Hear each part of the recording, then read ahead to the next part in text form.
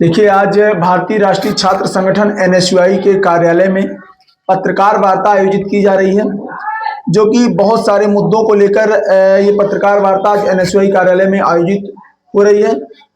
आप सभी पत्रकार साथियों का मैं एनएसयूआई कार्यालय में स्वागत करता हूं सर्वप्रथम। उसके बाद विभिन्न बिंदुओं पर चर्चा पत्रकार वार्ता के माध्यम से करूंगा। हमारे जो विभिन्न विषय हैं, आगामी 16 मार्च 2026 को एनएसयूआई का बीजेपी कार्यालय का घेराव कार्यक्रम सुनिश्चित हुआ है, जो आने वाली 16 तारीख है। उसमें एनएसयूआई के नेतृत्व में हजारों छात्र युवा साथी इस बार एक आवाज बुलंद करने का काम करेंगे, जो विभिन्न विषयों को लेकर है। भारतीय जनता पार्टी के शासनकाल में पहली ऐसी सरकार है जिसमें जाति को कॉलेजों में बांटने का काम किया गया। आज कॉलेजों की स्थिति यह है, महाविद्यालय विश्वविद्यालयों में छात्रों की स्थिति यह है कि वहां जातीय जो फैक्टर होता है उसको बैठाकर लोगों को बांटने का काम किया, समाज को दो भागों में बांटने का प्रयास किया। इसी प्रकार जो वहां पे शिक्षक हैं कॉलेजों में, आपने लगातार, मैं पहले भी कई पत्रकार वार्ताओं में बोल चुका हूं, जो वहां के शिक्षक हैं वो बीजेपी एजेंट के रूप में बहुत सारे कॉलेजों में विश्वविद्यालयों में काम कर रहे हैं। बहुत से शिक्षक प्रोफेसर ऐसे हैं।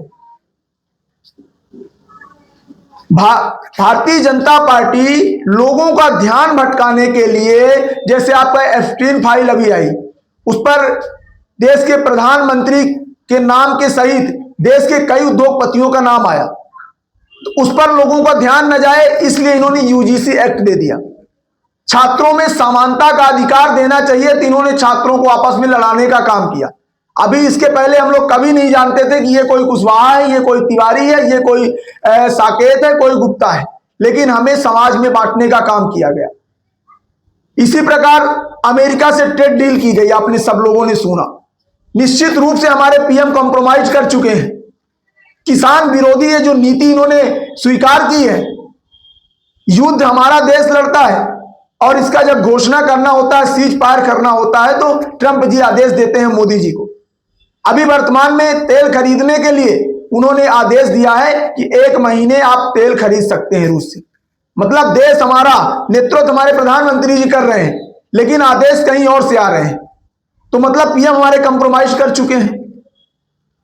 आज देश की स्थिति यह है, छात्र युवा आंदोलन कर रहे हैं, देश में दंगा फैलने जैसी स्थिति है। देश में दंगा किस चीज का है कि ये ठाकुर है, ये ब्राह्मण है, मतलब जाति समीकरण बैठाकर जाति के नाम पर षड्यंत्रकारी वोट बैंक की राजनीति की गई, और आज एक एक छात्र युवा वहां परेशान है। एफ-15 फाइल में इतने सारे नाम आए, इस पर चुप्पी साधे हुए। अभी आपने देखा वर्तमान में प्रदेश कांग्रेस कार्यालय भोपाल में किस प्रकार के बीजेपी गुंडे, कहा जाए अगर तो बीजेपी के गुंडे घुसे और वहां पे तोड़फोड़ की। पुलिस प्रशासन बढ़िया से देख रहे हैं, पुलिस प्रशासन अंदर घुसने की परमिशन दे रहे हैं, पुलिस प्रशासन खुद बीजेपी के सदस्य के रूप में काम करने लगे हैं। पुलिस प्रशासन, हम लोग भी घेराव करते हैं, लोकतांत्रिक अधिकार है सबका घेराव करना, प्रदर्शन करना, लेकिन क्या हम भी घेराव करने आ रहे हैं 16 तारीख को? क्या हमको बीजेपी कार्यालय घुसने दिया जाएगा? नहीं घुसने दिया जाएगा। तो कांग्रेस का कार्यालय का जब घेराव हुआ, पूरे प्रदेश में हुआ, देश में हुआ, तो उनके हमारे कार्यकर्ताओं को और बीजेपी के कार्यकर्ताओं को आमने सामने लाकर और बीजेपी के कार्यकर्ताओं द्वारा तोड़फोड़ कराई गई सभी कार्यालयों में। यह कहां तक सही है? यह सरकार लड़ाना क्यों चाहती है देश में लोगों को? अब इसी प्रकार एआई समिट के दौरान हमारे यूथ कांग्रेस के कार्यकर्ता थे, वो विरोध प्रदर्शन करने गए थे। पहले भी कई विरोध प्रदर्शन हुए हैं। वो अपनी बात रखने गए थे कि पीएम हमारे कंप्रोमाइज कर चुके हैं, तो देश जानता है कि आप कंप्रोमाइज कर चुके हैं। उसी को लेकर हमारे राष्ट्रीय अध्यक्ष आईवाईसी के उदय भानुचित जी, उनके नेतृत्व में कई लोगों के ऊपर मुकदमा दर्ज किया गया और उन्हें जेल भेज दिया गया। 7-8 दिन की उन्हें जेल हुई, उसके बाद अब कार्रवाई चल रही है। तो समझ में नहीं आ रहा है कि भारतीय जनता पार्टी करना क्या चाह रही है। देश में दंगा फैलाने का काम क्यों किया जा रहा है? महाविद्यालय विश्वविद्यालयों की स्थिति यह है आज कि वहां पे जो छात्र हैं वो बीजेपी के भीड़ का हिस्सा बन चुके हैं। शिक्षक जो हैं वो उनके एजेंट के रूप में वहां काम कर रहे हैं। जो शिक्षा का मंदिर कहा जाता था वो आज राजनीति का अखाड़ा बन गया है। आरएसएस, एबीवीपी जैसी विंग भारतीय जनता पार्टी की वहां काम कर रही हैं। और वो काम क्या कर रही हैं? छात्रों को मैसेज करने का काम कर रहे हैं कि आप बीजेपी की विचारधारा से जुड़िए। यह स्थिति हमारे देश की हो चुकी है।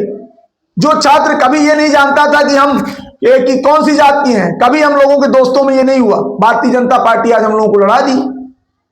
पहले इन्होंने कहा कि बटोगे तो कटोगे, इन्होंने एक नारा जारी किया। अब यही बांटने का काम कर रहे हैं और यही काटने का काम कर रहे हैं। मतलब इन्होंने अपने नारे को आज सही साबित करके वो कर दिया कि आप बटोगे तभी कटोगे। तो इन्होंने आज देश में काटने की स्थिति पैदा कर दी। भारतीय जनता पार्टी सदैव से षड्यंत्रकारी राजनीति करती आई। देश में दंगा फैलाने से लेकर लोगों को जो असली मुद्दे होते हैं, महंगाई पे बात नहीं करते। आज तक देश के प्रधानमंत्री ने एक भी प्रेस कॉन्फ्रेंस नहीं की। पहले ऐसे प्रधानमंत्री हुए। न महंगाई पे बात करते हैं, न बेरोजगारी पे बात करते हैं। हमारे रीवा जिले में गुड़ सोलर प्लांट स्थित है, एक भी स्थानीय लोगों को रोजगार नहीं दिया जा रहा वहां। इस तरह की स्थिति भारतीय जनता पार्टी के शासन में है।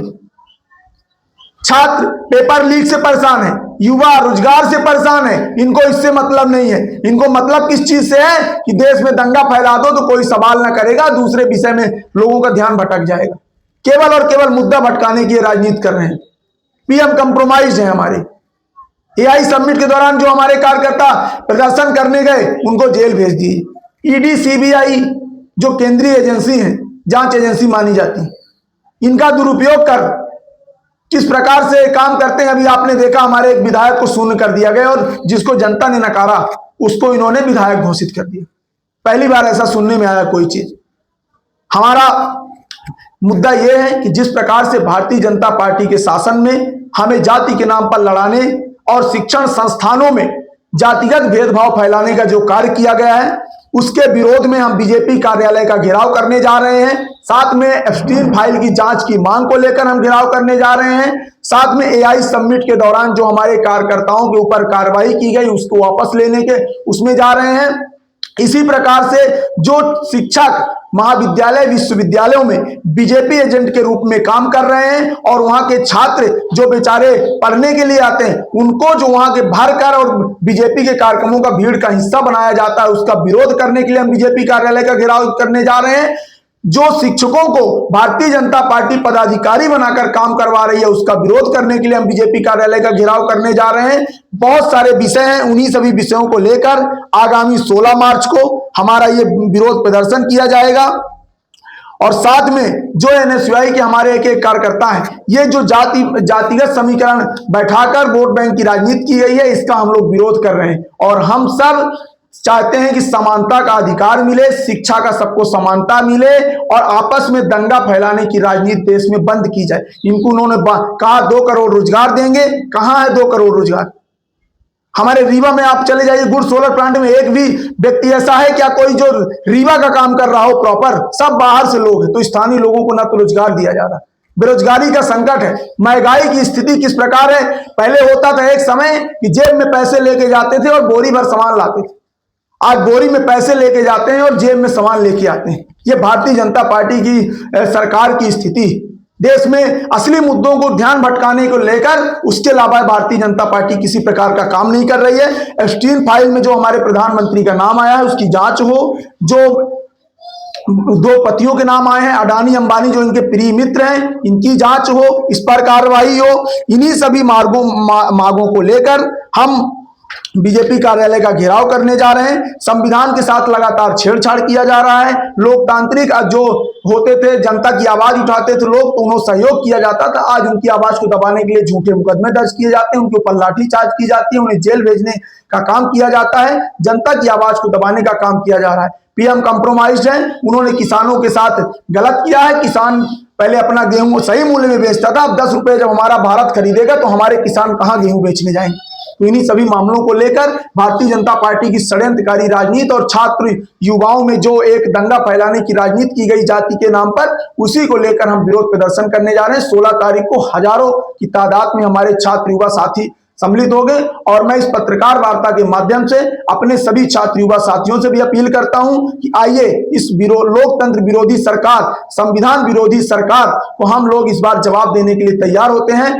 जो पेपर लीक के हमारे आए दिन मामले हैं, जो हमारे बेरोजगारी महंगाई के मामले हैं, इन सब मामलों को हम उठाने का काम करते हैं और हम सब समानता का अधिकार प्राप्त करते हैं और शिक्षा की मांग करते हैं कि अच्छी शिक्षा दो, आप अच्छे रोजगार दो, बेरोजगारी की जो दरें बढ़ रही है उसको कम करने का काम करो। देश में दंगा नहीं, हमें रोजगार चाहिए, हमें अच्छी शिक्षा चाहिए, हमें अच्छी स्कूल व्यवस्था चाहिए, हमें अच्छी स्वास्थ्य व्यवस्था चाहिए, हमें दंगा नहीं चाहिए देश में। इन्हीं सभी विषयों को लेकर आगामी 16 मार्च को समय 12 बजे से हमारा घेराव प्रदर्शन है। मैं समस्त छात्र युवा साथियों से अपील करता हूं, आइए हम सब लोकतंत्र की इस लड़ाई में सम्मिलित होते हैं और भारतीय जनता पार्टी को असली मुद्दे पर ध्यान आकर्षित करने का काम करते हैं। धन्यवाद।